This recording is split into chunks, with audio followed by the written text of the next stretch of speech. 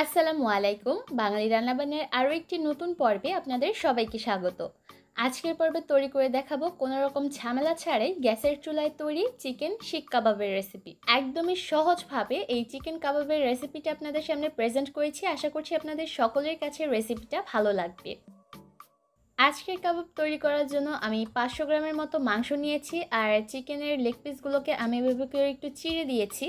এতে করে মশলা খুব ভালোভাবে চিকেনের গায়ে ঢুকবে। এবার প্রথমেই এর মধ্যে দিয়ে দিলাম 1 টেবিল চামচ লাল মরিচের গুঁড়া, 1/4 চা চামচ দিলাম টেস্টিং সল্ট, জিরার গুঁড়া দিয়ে দিলাম আধা টেবিল চামচ, গরম মশলার গুঁড়া দিয়ে দিলাম আধা টেবিল চামচ, স্বাদ অনুযায়ী লবণ দিয়ে দিলাম আধা টেবিল চামচ দিয়েছি আদা রসুন বাটা, আর সেই সাথে সামান্য একটু দিয়েছি জর্দার রং কাবাবটাকে একটু কালারফুল করার জন্য, তবে এটা পুরোপুরি অপশনাল, আপনারা চাইলে বাদ দিতে পারেন।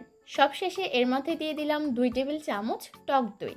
যদি হাতের কাছে টক দই না থাকে সেক্ষেত্রে টক দইয়ের সাবস্টিটিউট হিসেবে গুঁড়া দুধের সাথে লেবু মিশিয়ে ব্যবহার করতে পারবেন। এবার মশলার সাথে খুব ভালোভাবে চিকেনগুলোকে মাখিয়ে নিচ্ছি, আর এই মাখিয়ে নেওয়ার কাজটা একটু ভালোভাবে করতে হবে যাতে করে চিকেনের সব অংশ দিয়েই মশলা ভালোভাবে লেগে যায়।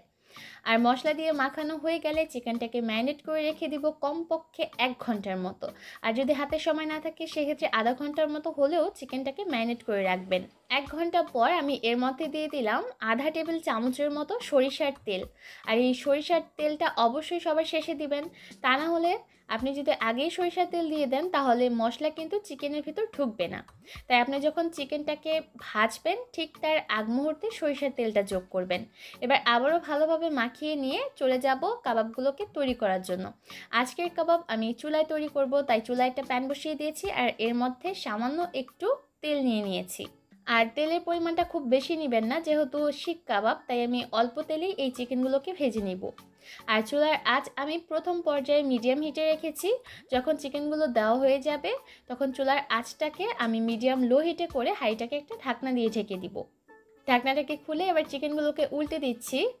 শুরু থেকে শেষ পর্যন্ত চুলার আঁচ মিডিয়াম লো হিটে রেখে কাবাবগুলোকে ভাজতে হবে। যেহেতু কাবাবগুলোর মধ্যে আমরা কোনো পানি ব্যবহার করব না, তাই কাবাবগুলো যাতে ভিতর থেকে একদম সেদ্ধ হয়ে যায়, তাই চুলার আঁচ আমাদের মিডিয়াম লো হিটে রাখতে হবে। আর অবশ্যই ঢাকনা খুলে খুলে মাঝে মধ্যে এভাবে করে নেড়ে চেড়ে উল্টে পাল্টে দিতে হবে। কিছুক্ষণ পরপরই চেষ্টা করবেন চিকেনগুলোকে উল্টে পাল্টে ভেজে নেওয়ার, তা না হলে দেখা যাবে একটা সাইড পুড়ে যাবে আর অপর সাইডটা কাঁচা থেকে যাবে। আর এর মধ্যে কিন্তু চিকেন থেকে বেশ খানিকটা পানি বের হয়েছে। এবার আমি হাঁড়িটাকে আর ঢাকনা দিয়ে ঢেকে দিব না, এবার এই চিকেনের পানিটাকে টানিয়ে নিব। চিকেন থেকে বের হওয়া পানিটা যখন পুরোপুরি টেনে যাবে আর চিকেনগুলো 70 to 80% মতো সেদ্ধ হয়ে যাবে, তখন আমি এর মধ্যে বাটিতে লেগে থাকা মশলাগুলো একটা ব্রাশের সাহায্যে চিকেনের উপর ব্রাশ করে দিচ্ছি। আপনারা চাইলে চামচের সাহায্যেও এই কাজটা করতে পারেন।